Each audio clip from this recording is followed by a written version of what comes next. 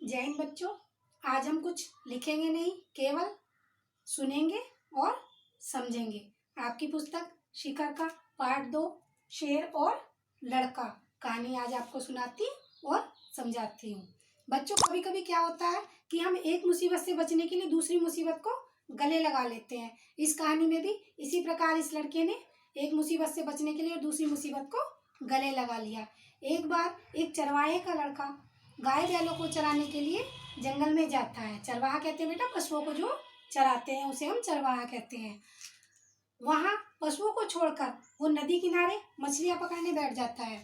शाम हो जाती है। जब वो उन पशुओं को घर लाने के लिए तैयार होता है तो क्या देखता है, उसमें से एक गाय कम है, गायब हो जाती है। वह उसको बहुत ढूंढता है लेकिन वह गाय उसको नहीं मिलती। फिर उसने सोचा कि पहले मैं इन पशुओं को घर बांध आता हूँ, उसके बाद उस गाय को ढूंढने के लिए आऊँगा। वह उन पशुओं को घर ले जाता है और बाड़े में बांध देता है। बाड़ा कहते हैं जहाँ पर पशुओं को रखा जाता है। उसके बाद वो दृढ़ निश्चय करके कि आज मैं उस गाय को ढूंढ के ही, पक्का इरादा करके उस गाय को ढूंढ कर ही लाऊंगा, जंगल में चला जाता है। वह उसे ढूंढता रहता है लेकिन वह गाय उसको नहीं मिलती। रात हो जाती है। फिर वह बच्चा सोचता है कि चलो आज रात यहीं व्यतीत कर लेते हैं। वह एक पेड़ पर चढ़ जाता है और थकावट के मारे उसे नींद आ जाती है। कुछ समय बाद देखता है कि पेड़ तेज तेज हिलने लगा। उसकी आँख खुल जाती है और वह क्या देखता है कि नीचे एक शेर बैठा हुआ है। शेर उसको खाने की निगाहों से उसकी ओर देख रहा है। बच्चा डर जाता है और सिमट के पेड़ की टहनी को पकड़ के बैठ जाता है। पूरी रात डर के मारे उसकी व्यतीत हो जाती है। सुबह होती है। बच्चा क्या देखता है, शेर उसको देख रहा है। बच्चा डर रहा है। शेर भी भूख से व्याकुल है, बच्चा भी भूख प्यास से परेशान है। शेर पास में एक झरना बह रहा था, बार बार उसकी ओर देखता है।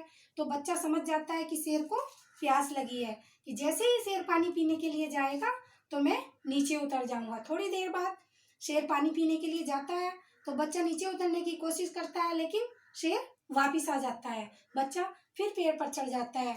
इसी प्रकार उसकी दूसरी रात भी डर के मारे व्यतीत हो जाती है। वह भगवान से प्रार्थना करता है कि हे भगवान, मुझे इस मुसीबत से निकाल लो, मुझे इस परेशानी से निकालो। लेकिन वह बेचारा क्या करता, परेशान होकर वह पूरी रात पेड़ पर बैठा रहता है और कभी कभी मन में सोचता है कि इससे तो ये शेर मुझे खा जाए, क्योंकि शेर उसे ललचाई निगाहों से देख रहा था।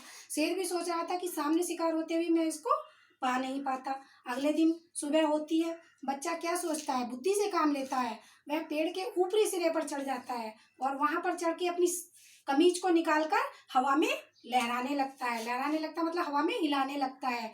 क्या देखता है, जंगल में कुछ लोग घूम रहे थे।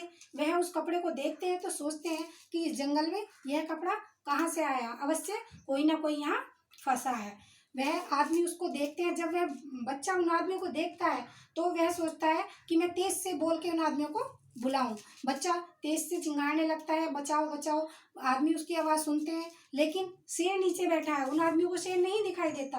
तो बच्चा सोचता है कि अगर ये मुझे बचाने के लिए आएंगे तो यह भी मुसीबत में पड़ जाएंगे। बच्चा फिर जोर जोर से बोलता है कि पेड़ के नीचे शेर है, पेड़ के नीचे शेर है।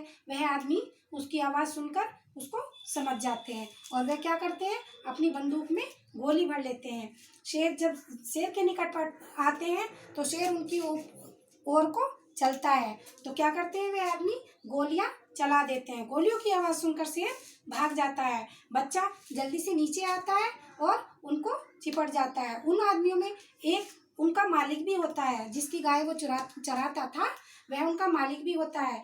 वह उसको चिपट जाता है। मालिक खुश हो जाता है और कहता है कि हमने तो सोचा था कि तुम्हें कोई जंगली जानवर मार के खा गया होगा।